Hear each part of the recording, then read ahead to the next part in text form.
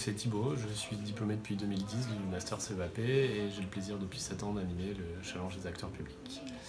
Le principe, c'est de mettre les étudiants en situation de cabinet de lobbying et ils doivent répondre à, essayer de faire de l'influence auprès des décideurs publics. Cette année, ils jouent sur le rôle de la possible suppression des commissions de sécurité, puis ils essayent d'influencer en fonction des clients qu'ils représentent, les pompiers, les promoteurs immobiliers, les maires ou les organismes agréés. Et ces exercices, c'est pour permettre de mettre les étudiants dans une situation professionnelle, d'essayer qu'elles se rapprochent le plus proche du réel, toujours en prenant des cas fictifs, mais pour pouvoir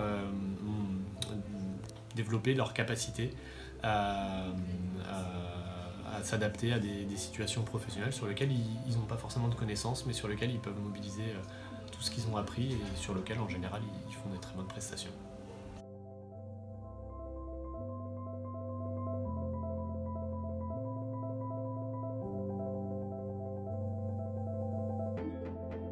Donc ce challenge des acteurs publics, nous l'avons mis en œuvre depuis de diverses années avec la bonne volonté d'un certain nombre de diplômés du master et en particulier l'assaut des diplômés de notre établissement animé par Thibaut Courtiol et toute sa sympathique équipe. Et je crois que c'est un produit, disons, qui permet d'enrichir la pédagogie avec un type de module nouveau en fin de parcours comme ça de M2 qui ne soit pas un énième séminaire classique mais quelque chose d'innovant qui vous permet de vous chercher, de vous trouver en groupe et individuellement et de voir comment on peut espérer performer dans un environnement réel, professionnel ensuite.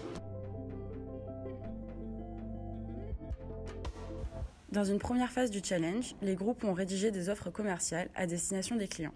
Chaque cabinet a dû présenter et défendre cette proposition lors d'un entretien.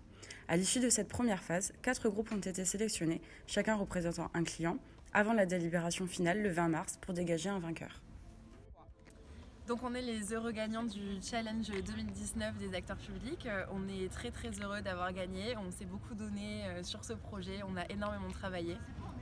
Du plaisir, beaucoup de plaisir, sur Twitter, dans les entretiens.